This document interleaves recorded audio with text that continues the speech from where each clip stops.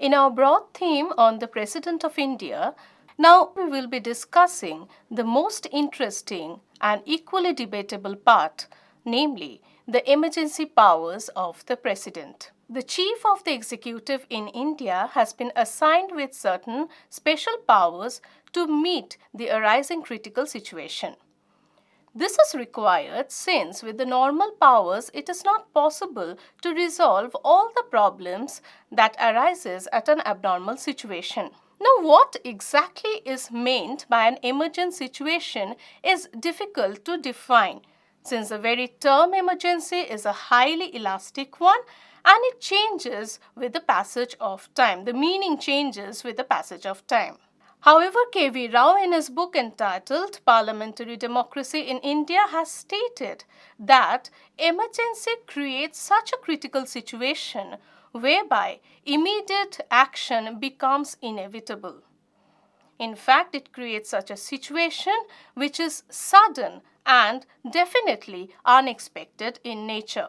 So to deal with this extraordinary situation or to deal with such a critical situation, the Constitution of India has provided the emergency powers to the President, who happened to be the Chief of the Union Executive. These extraordinary powers has been mentioned in Part 18 of the Indian Constitution under the title of the Emergency Provisions. The Constitution, in fact, stipulates three kinds of emergencies, namely the national emergency as enshrined in Article 352 of the Indian Constitution, state emergency as mentioned in Article 356, and financial emergency as mentioned in Article 360 of the Indian Constitution. We will be discussing these emergency provisions one by one in a great detail. The first of these three emergency provisions happen to be the national emergency. Article 352 of the Indian Constitution empowers the President to proclaim national emergency if he or she is satisfied that a situation has arisen or is likely to arise whereby the security of the country is threatened due to war, external aggression, or armed rebellion within the country.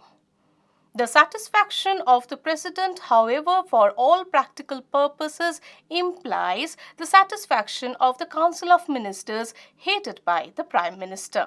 Such a proclamation is required to be laid before the Parliament, and such a proclamation can remain in force for a period of 1 month at the most, beyond which it shall require the approval of the Parliament. If the Lok Sabha is not in session or stands dissolved, then the Rajya Sabha may also approve it. But even if it is being approved by the Rajya Sabha, it shall require the approval of the House of the People within 30 days of the first meet of the new Lok Sabha. The 44th Constitutional Amendment Act of 1978 has made certain changes in the emergency provisions. First of all, the phrase internal disturbances has been substituted by the words armed rebellion. Secondly, the time or the duration of emergency has been reduced to 1 month. Instead of 2 months, it has been reduced to 1 month, beyond which it shall require the approval of the Parliament. Thirdly, it has been mentioned in the Act that the President can proclaim the emergency on the written advice of the Council of Ministers. Fourthly, a specific time limit has been set. The duration of the emergencies can be extended for not more than 6 months at a single instance. However, no maximum time limit has been specified so far. Finally, or fifthly, it has been also mentioned in the Act that at least 1/10 of the members of the Lok Sabha may give their requisition for a special session for reconsidering the continuity of the proclamation. Such a notice shall be presented or shall be addressed to the Speaker if the House is in session, or to the President if the House is not in session. Within 14 days of the receipt of such a notice, a special session has to be conducted. Finally, it has also been argued that such a proclamation may be viewed or revoked by the President of India at any point of time by a subsequent proclamation. Now let us see the effects that the national emergency could have. The effects of the national emergencies can be discussed under the following heads. Firstly, the executive, legislative, financial, and finally with regards to the fundamental rights. So far as the effects of national emergency on the executive power is concerned, the executive authority of the union government can be extended during the proclamation of the national emergency. It can be extended to the point of giving directions to the state government so as to how the executive powers of the state can be exercised. This is in accordance with Article 353A of the Constitution. Normally, the executive authority of the union government can be extended on matters as specified in Article 256 and 257 of the Indian Constitution. But during the proclamation, it can be extended to any other matters as well. Though the state executive or though the state government is not suspended, but the state executive is placed under the direct control and supervision of the union government once a proclamation of national emergency is being made. Finally, it seems as if the entire administration of the country is carried out as if there is a unitary system with local subdivisions. Now let us see its effect in the legislative terms. So far as the normal tenure of the Lok Sabha is concerned, it shall be extended to a maximum period of 1 year at an instance, and it cannot be extended for more than 6 months after the proclamation has ceased to be operative. The normal legislature of the states are not suspended, but the distribution of the legislative relations between the union and the state government has been suspended. In fact, the Parliament is empowered to make laws on any matters which are included in the state list or originally being placed under state's jurisdiction. Now, let us see the impact of the national emergency in the financial context. During the operation of the proclamation of national emergency, the President is empowered to modify the provisions of the Constitution with regard to the allocation of financial resources between the union government and the states through an order issued by the President. Such an order shall be operative for that financial year, and such an order of the President shall be subject to the approval of the Parliament. So far as the fundamental rights are concerned, during the proclamation of national emergency, Article 358 automatically comes into operation, thereby suspending Article 19, that is, right to freedom. And again, Article 359 of the Constitution enforces the suspension of the fundamental rights which are specified in the President's order, except Article 20 and 21, that is, right to life and personal liberty. Again, it has been mentioned that during the proclamation of national emergency, Article 32 and 226 can be suspended. These are the two articles of constitutional remedies which helps in the enforcement of the fundamental rights. National emergency has been proclaimed thrice in our country. It was first proclaimed in the year 1962 when China attacked the Indian borders in the northeast, and it lasted till 1969. It was proclaimed for the second time in the year 1971 during the Second India-Pakistan War, and while the second proclamation of national emergency was on, it was proclaimed once again for the third time in the year 1975. Both the second and the third proclamation was revoked in the year 1977. Now let us see the state emergency provisions. The provision of state emergency is mentioned in Article 356 of the Indian Constitution. This article empowers the President to take over the administration of the state in the context of breakdown of constitutional machinery of that state. Now, it also implies either on the basis of a report presented by the governor of that state to the President or on the satisfaction of the President himself, that implies once again the satisfaction of the Union Cabinet.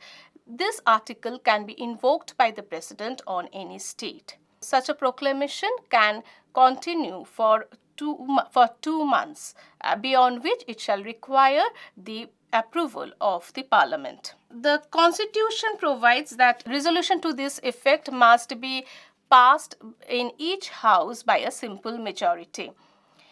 It has to be passed if the Lok Sabha stands dissolved, or if the Lok Sabha is not in session, then it can be approved by the Rajya Sabha, but in this case it shall cease to be operative for only a period of 30 days. The 44th Amendment Act, however, has laid down that the state emergency can be extended for a period of not more than 6 months at an instance. However, it must be made clear that the very state emergency has created furor in the political arena of the country. So far as our discussion on the state emergency is concerned, it is worthwhile to take note that the very phrase breakdown of the constitutional machinery as described by M.C. Setalavad as is of widest import. It may implies anything from actual disintegration of the states to a struggle of preventing the political parties of that state from forming an alternative government. In fact, state emergencies created such a political turmoil that it has been accused that most of the rulers at the center often misuses these articles.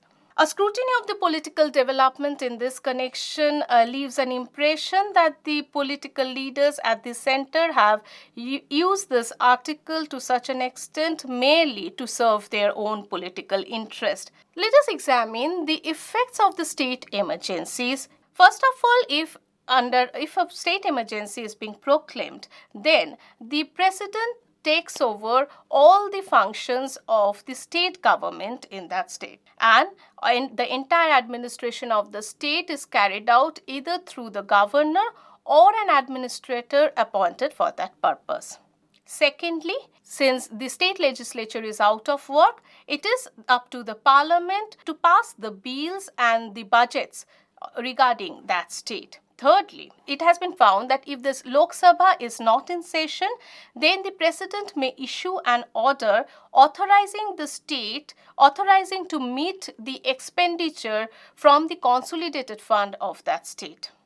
Fourthly, it has been discussed that the President is empowered to make relevant changes so far as the state authority is concerned. The President can even ask the Union government, may confer powers to the Union government, and may even impose duties to the Union government, its authorities or its officials. Finally, what is interesting to note here is that this type of emergency does not give or does not entitle the President to curtail or to take away the powers of the State High Court. Now let us examine the financial emergency. If the President is satisfied that a situation has arisen in which there is a financial instability or credit of the country or any part thereof is in danger, then the President may impose financial emergency under Article 360 of the Indian Constitution.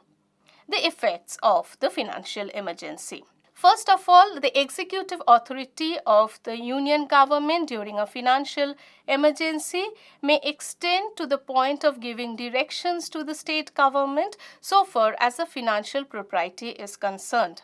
Secondly, the President is empowered to reduce the salaries and allowances of all or a particular class of persons who are in service of the state governments and so on.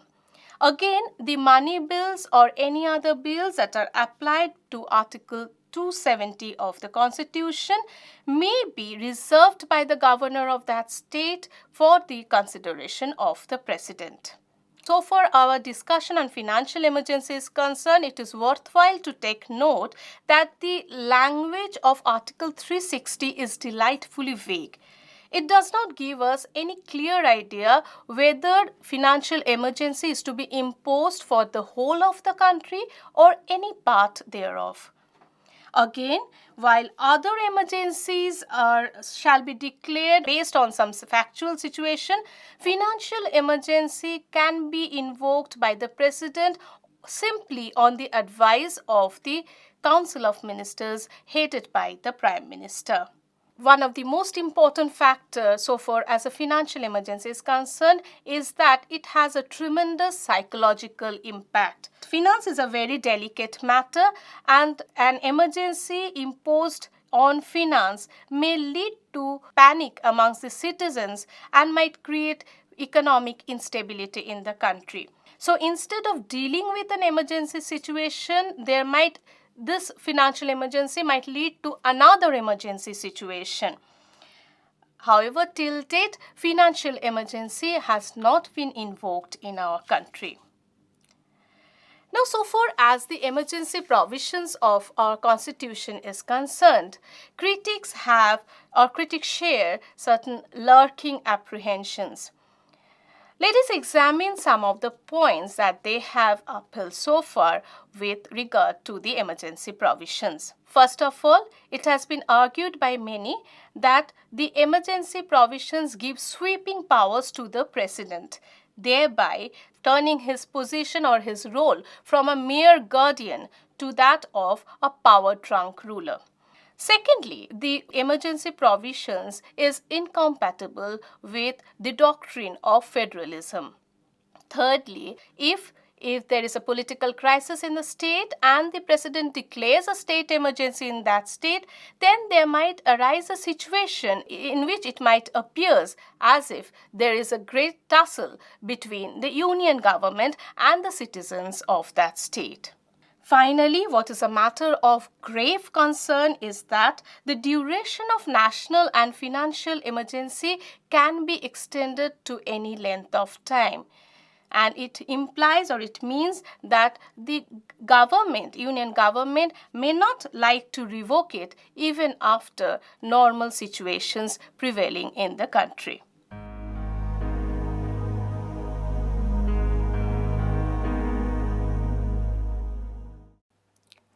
Now, to view the real position of the Indian President, it is essential for us to review the political system of the country.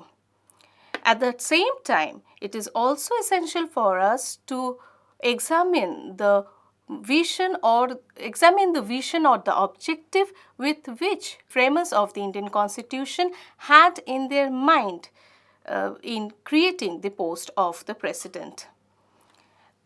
So far as the position of the Indian President is concerned, here it must be noted that in a parliamentary form of government, the tenure of the executive is dependent on the will of the legislature, while in a presidential form of government, the tenure of the executive is independent of the will of the legislature. Now, so far as the position of the Indian President is concerned, the scholars have been divided into two major groups, namely the political school and the legal school. The advocates of the legal school were of the opinion that the President is the real executive. Exactly on the other hand, the advocates of the political school believe that the President is a mere constitutional head. For our convenience, we will be discussing the views forwarded by these two schools one by one. Firstly, we will be discussing the arguments forwarded by the advocates of the legal school who believe that the President is the real executive. First of all, Article 53, Section 1 of the Indian Constitution clearly states that the executive power of the Union shall be vested on the President, and he shall be exercising these powers either directly or through his officers subordinate to him. According to Article 74, Section 1 of the Indian Constitution, there shall be a Council of Ministers to aid and advise the President. To many constitutional experts of this school, the Council of Ministers and the subordinate officers as mentioned in Article 53, Section 1 and the Council of Ministers as mentioned in Article 74, Section 1 are the replica of each other. So to them, the Council of Ministers are the subordinate officers who are being placed under the President, and it is a President who can exert commands over them. Secondly, it has been argued that according to Article 75, Section 1 of the Indian Constitution, it is the President who appoints the Prime Minister and the other ministers. Not only that, they hold their office during the pleasure of the President. So it is quite known to us that the President has to abide by the advice provided to him by the Council of Ministers. But yet there are areas which may be termed as what may be called the prerogative powers through which the President may act independently. Thirdly, when the Parliament is not in session, the President may promulgate an ordinance if he is satisfied that a situation has arisen in which immediate action becomes necessary.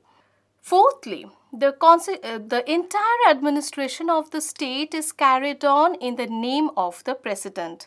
All the decisions and the directives issued by the Union government are taken under his name. How the directives are to be made effective depends on the rules and regulations which are to be made in the name of the President, and they are made not by the Council of Ministers but by the higher officials in the various departments of the administration. Fifthly, the Constitution of India has provided extraordinary powers to the President, which is more popularly known as the emergency powers. Now, the President may proclaim an emergency if he is satisfied that a situation has arisen. Not only that, the President is also the supreme commander of the armed forces. Now, sixthly, the 42nd and the 44th Amendment Act, though had made it obligatory on part of the President to abide by the advice provided to him by the Council of Ministers headed by the Prime Minister, yet the 44th Amendment Act had made an addition to the provision, according to which the President may ask for reconsideration of the advice provided to him by the Council of Ministers. Now, this addition further provides another or adds another power to the list of powers being entrusted to the President by the Constitution of India. Now, seventhly, nowhere in the Constitution it has been mentioned that the punishment, if the President declines to act on the advice of the Council of Ministers, then the punishment which the President may entail. Though the Constitution of India provides for the procedure of impeachment on the basis of which the President may be removed from his office on the grounds of violation of the Constitution. Now, even the procedure of impeachment requires a majority which is not always available to the Union Ministry. Finally, President also takes an oath to protect and preserve the Constitution. Now, if the President feels that an advice which is being given to him by the Council of Ministers goes against the Constitution, then he may act otherwise. He may decline to act on the basis of the advice provided to him by the Council of Ministers and thereby face the consequences. Now let us see the arguments which are being placed by the second school of thought, that is the advocates of the political school who believed that the President is a mere constitutional head. First of all, it is an indisputable fact that India has adopted a parliamentary form of government in which the president has been designated as a respectable executive of the country. Parliamentary form of government as adopted in India is based on the model of the British Constitution. Now, just like the British Crown, it is expected that the president in India should act accordingly. Secondly, in carrying out the administration of the state, it has been found that it is the Council of Ministers headed by the Prime Minister who are responsible to the legislature. This once again indicates that the Prime Minister and his Council of Ministers occupies or enjoy greater powers since since without granting powers, the question of responsibility would not have arisen. Thirdly, Article 74, Section 1 of the Indian Constitution says that there shall be a Council of Ministers to aid and advise the President of India, and the President has to act on the advice provided to him by the Council of Ministers headed by the Prime Minister. So this indicates that there is hardly any scope of reserve powers left for the President of India in which he might act independently of the Council of Ministers. Fourthly, it has been argued that the 42nd Amendment and the 44th Constitutional Amendment Act has made it obligatory on part of the President to act on the advice of the Council of Ministers. Fifthly, it has been argued that the President is not directly elected by the people. So, he cannot claim to be a true representative of the people. On the other hand, the Council of Ministers and the Prime Ministers are elected by the people.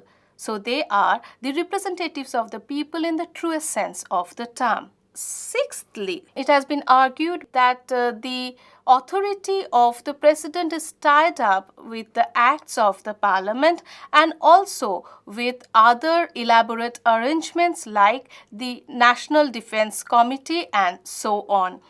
Now, this again indicates that the President cannot act against the acts of the Parliament. Seventhly, the President is empowered to get acquainted with the decision while the final decision is being taken by the Prime Minister and his cabinet so far as the policy formulation and execution is concerned. Finally, so far as the judgments of the Supreme Courts are concerned, we find that these judgments highlight that the President is required to play a mere constitutional role. After viewing both sides of the controversy, to conclude, we can say, so far as the position of the Indian President is concerned, much depends on the personal equation of the office holder and also the role being played by the President at exceptional crisis.